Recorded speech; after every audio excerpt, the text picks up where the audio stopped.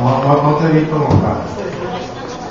Pues vamos a tomar asiento, vamos a invitar a Ariel a Navarrete, si puede pasar a exponer la palabra de Dios.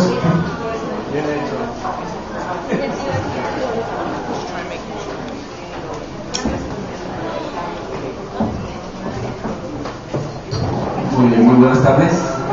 Buenas tardes.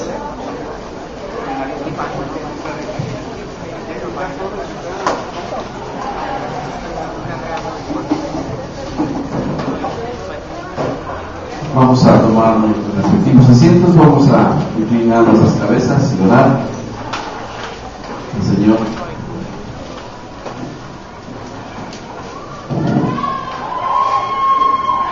Te damos muchas gracias, Señor, por el tiempo que nos das juntos una vez más. Te damos muchas gracias porque permites la vida y, Señor, nos guías, nos sustentas, nos guardas durante el transcurso de cada semana y nos permites también abrir tu palabra durante ella y estudiar, disponer nuestro corazón para escuchar tu voz. Y gracias, Padre, por la forma como tú día tras día nos alimentas, nos instruyes a caminar en tu palabra. Te damos muchas gracias, Señor, por la congregación. Te damos muchas gracias por la oportunidad que tenemos de abrir tu palabra con toda libertad y poderla compartir. Te damos gracias por cada hermano, por cada hermana, por cada familia, por cada hogar. Rogamos que tú nos dirijas en el nombre del Señor Jesús. Amén. Muy bien, capítulo 13 del Evangelio según San Juan.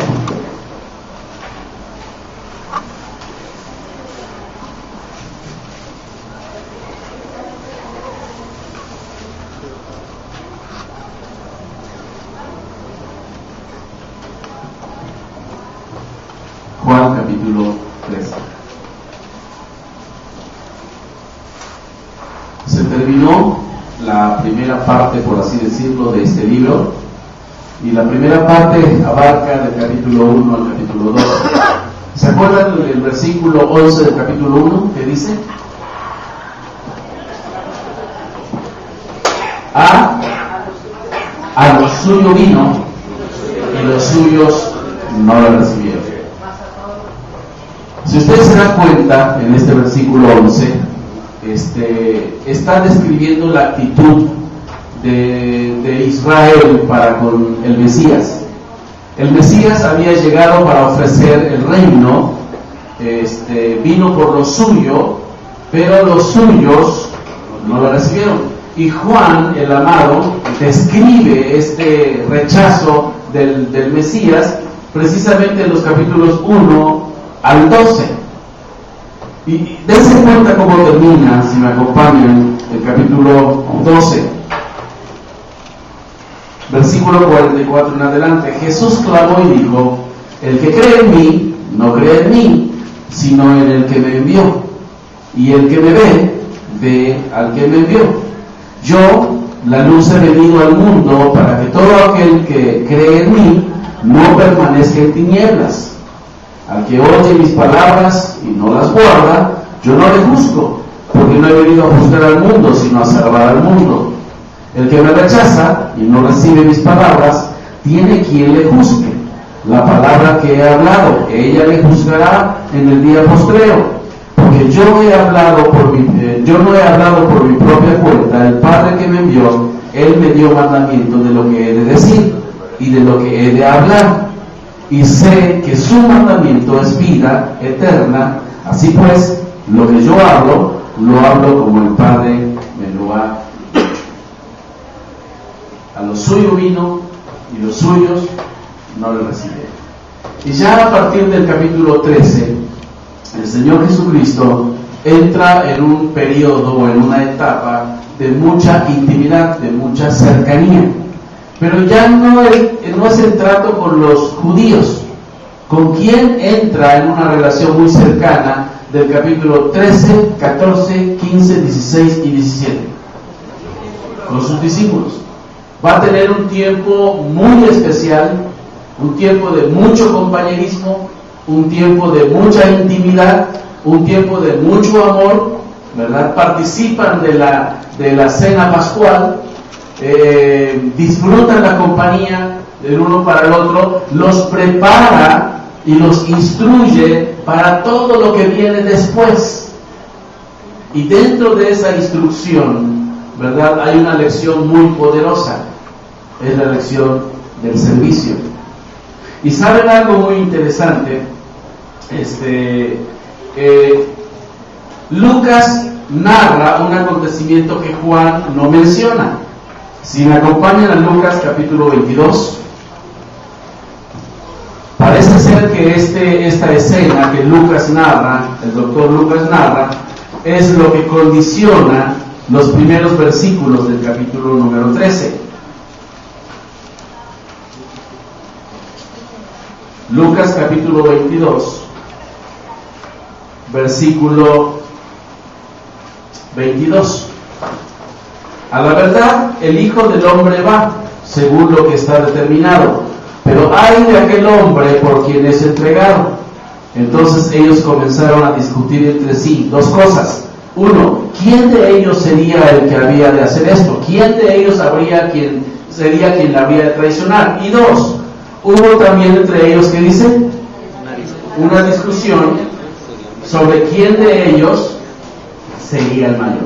Entonces, parece ser que Lucas nos prepara para lo que Juan menciona.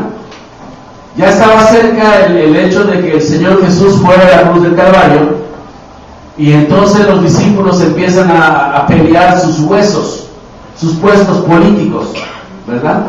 Secretario de Hacienda yo, secretario de Cultura yo, ¿no? Y todos estaban ahí queriendo, y de hecho la mamá de Jacobo y Juan intercede ante Jesús por ellos.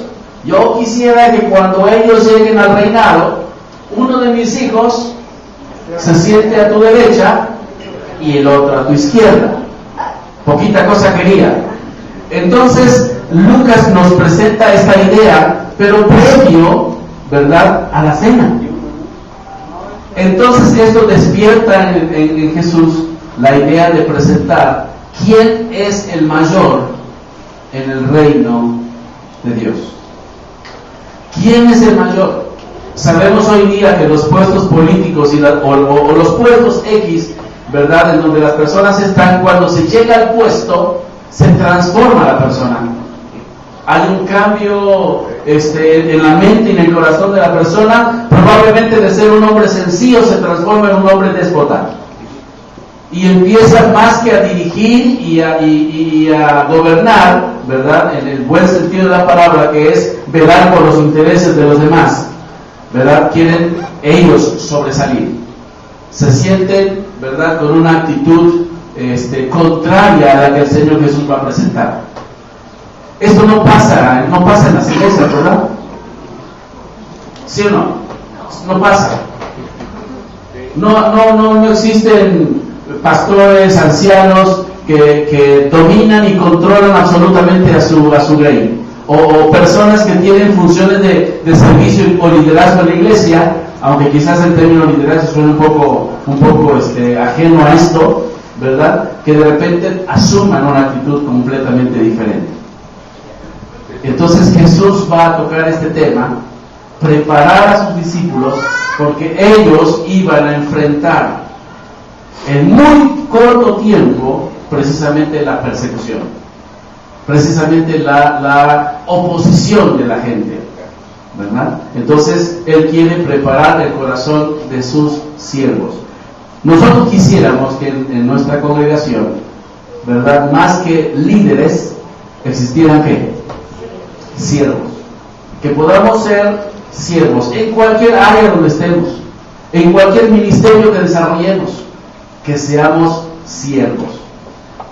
Ya ven cuando llegan normalmente a las fiestas en los pueblitos, ¿verdad? Llega la fiesta, llega el momento de la pachanga, en la repartición de la comida. ¿Qué tal cuando llega el clero? ¿Qué hacen? Se desviven por brindarle peña, honor, etcétera, ¿no? Y hasta se atreven a decir, interceda por mí, porque usted está más cerca de Dios, ¿verdad? Y eso no pasa en las iglesias cristianas, ¿verdad que no?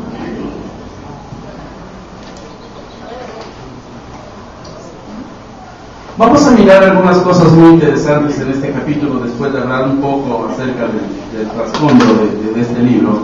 Darnos cuenta en el versículo número 13 que el Señor Jesús conoce varias cosas, y aquí nos lo va a presentar. En primer lugar dice el versículo 13: antes de la fiesta de la Pascua, sabiendo Jesús que su hora había llegado para que pasase de este mundo, como había amado a los suyos que estaban en el mundo, los amó hasta el fin. Y cuando cenaban, como el diablo ya había puesto en el corazón de Judas Iscariote, hijo de Simón, que le entregase, sabiendo Jesús que el Padre le había dado todas las cosas en las manos y que había salido de Dios y a Dios iba, se levantó de la cena y se quitó su manto, y tomando una toalla se la ciñó. Qué interesante es esto. El Señor Jesús sabía tres cosas interesantes. ¿Cuáles? ¿Qué cosas sabía aquí? Uno, ya había llegado su hora. Aquella expresión que en los capítulos anteriores, empezando desde Juan capítulo 2, cuando María le dice, se acabó el vino. ¿Y qué le contesta Jesús? ¿Qué tienes conmigo, mujer? Aún no ha llegado mi hora. Y había pasado varias escenas en donde el Señor Jesús dice, no había llegado la hora, no había llegado la hora. Y ahora menciona, el Señor sabía que ya había llegado su hora. Este era el momento. ¿Y sabe una cosa? En los capítulos anteriores, querían a fuerzas llevarlo, lo querían matar antes del tiempo, y decían no era la hora. Y ahora, en estos momentos, hasta le dice a Judas rápidamente, lo que tienes que hacer, hazlo ya, hazlo pronto. Quizás Judas estaba retrayendo un poco para no hacerlo, pero era el momento, y el Señor le dice, ahora sí ve. Es decir, cuando el mundo dice ahora, el Señor dice no es ahora. Y cuando el mundo dice todavía no es ahora, el Señor dice ahora es. Este es mi tiempo. El calendario de Dios es perfecto, ¿no? Él sabía su hora. Y también otra cosa que sabía quién le iba a entregar. ¿Se acuerdan el capítulo 6? Si me acompañan. Capítulo 6 de Juan, versículo 64 y 71. Pero hay algunos de vosotros que no creen, porque Jesús sabía desde cuándo. Del principio de aquí, aún antes, cuando escogió a Judas, sabía desde el principio quiénes eran los que no creían, y dice, y quién le había de entregar. Hablaba Jesús, versículo 71, de Judas Iscariote, hijo de Simón, porque este era aquel que le iba a entregar. El Señor sabía eso. Hermanos, ¿es fácil convivir con alguien que te está apuñalando por la espalda? Es grato poder convivir al lado de alguien, y ese alguien busca la oportunidad cualquiera para afectarte y dañarte. El Señor Jesús convivió con este hombre un poco más de 3 años y sabía que este hombre le iba a entregar, y más aún le lavó sus pies. Qué tremenda actitud de un siervo de amor. El Señor sabía cuándo era su tiempo, el Señor sabía quién le iba a entregar, pero también el Señor sabía quién era Él. Dice el versículo número 3: sabiendo Jesús que el Padre le había dado, ¿qué cosa? Todas las cosas, y que había salido de Dios y que a Dios iba. ¿Se conocía él a sí mismo?